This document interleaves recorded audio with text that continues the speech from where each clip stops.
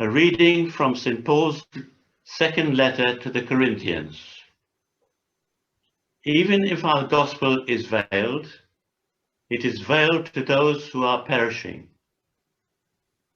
In their case, the God of this world has blinded the minds of the unbelievers to keep them from seeing the light of the gospel of the glory of Christ, who is the image of God.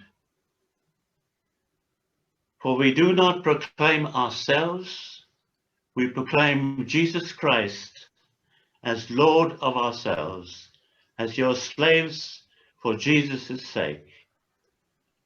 For it is the God who said, "Let light shine out of darkness," who has shone in our hearts to give the light of the knowledge of the glory of God in the face of Jesus Christ. This is the word of the Lord.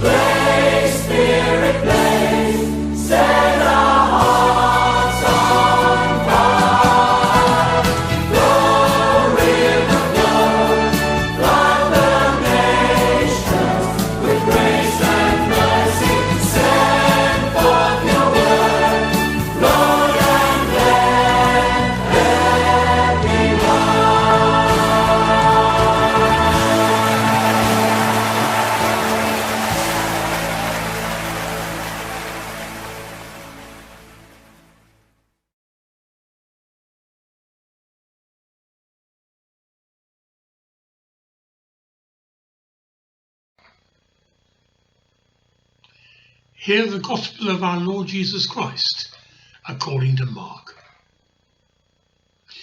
Jesus took with him Peter and James and John, and led them up to a high mountain apart by themselves. And he was transfigured before them, and his clothes became dazzling white, such as no one on earth could bleach. And there appeared to them Elijah and Moses, who were talking with Jesus. Peter said to Jesus, "Rabbi, it's good for us to be here. Let us make 3 dwellings, one for you, one for Moses, and one for Elijah." He didn't know what to say, for they were terrified. Then a cloud overshadowed them, and from the cloud there came a voice, "This is my Son, the beloved. Listen to him." Suddenly, when they looked around, they saw no one with them anymore, but only Jesus. As they were coming down the mountain, he ordered them to tell no one about what they'd seen, until after the Son of Man had risen from the dead. And this is the gospel of the Lord. Praise to you, O Christ.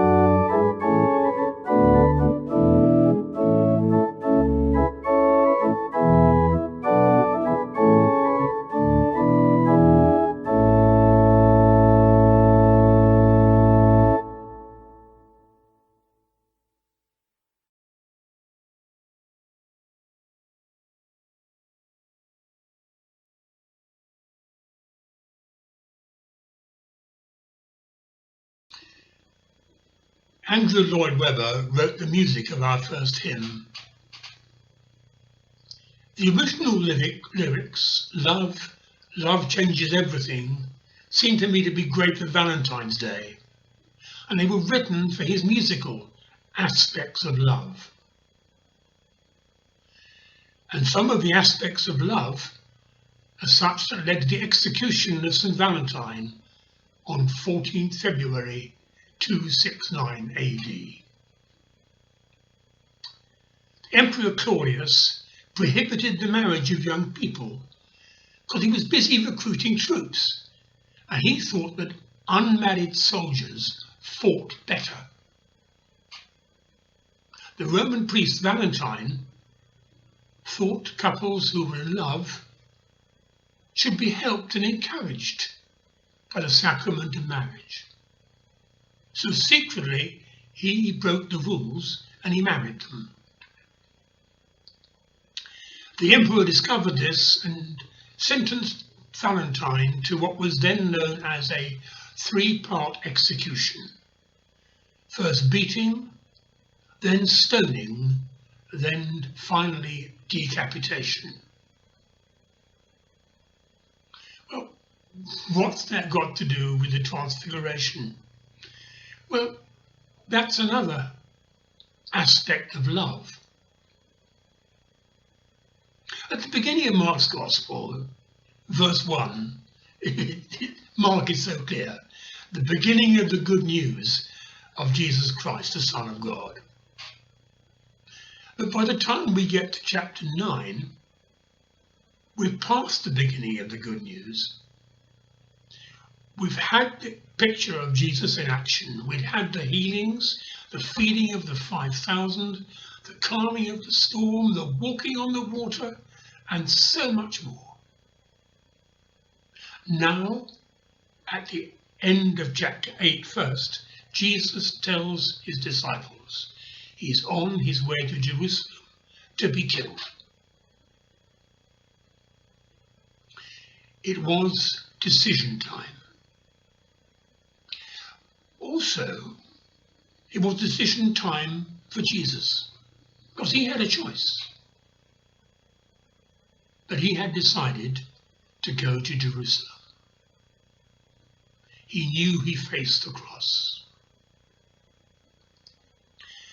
And now came the confirmation from God, the transfiguration, the appearance of Moses, the supreme lawgiver, and Elijah, the first and greatest of the prophet.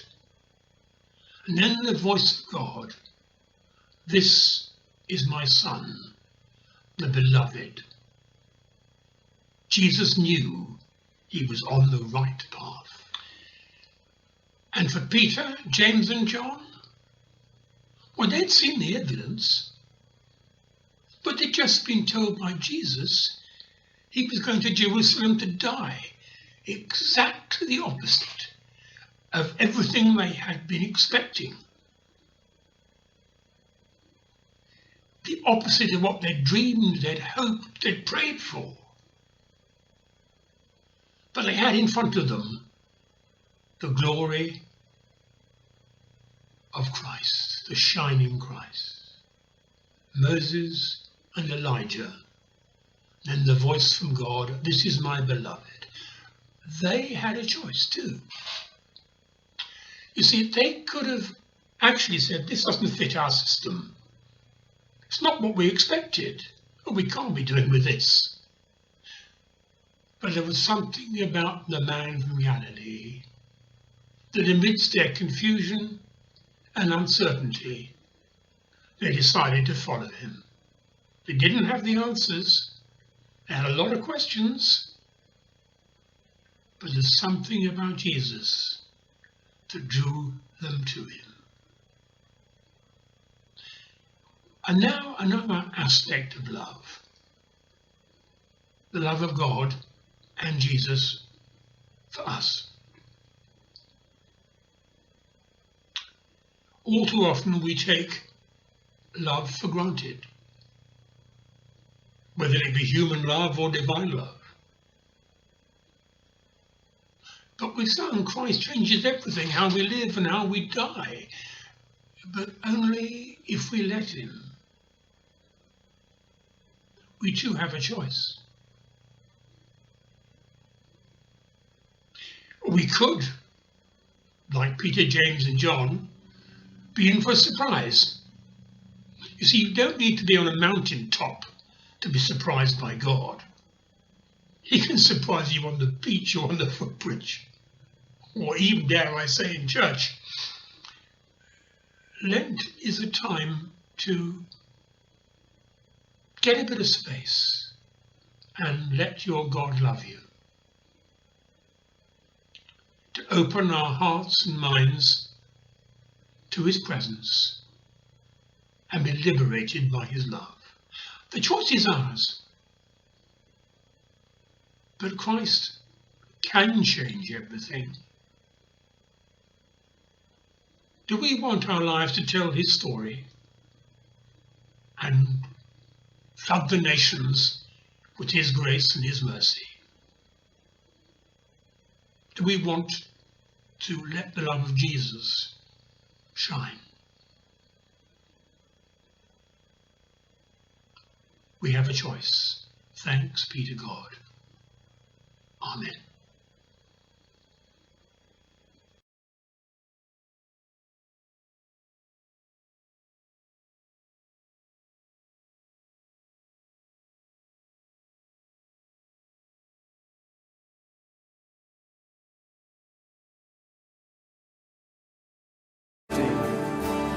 There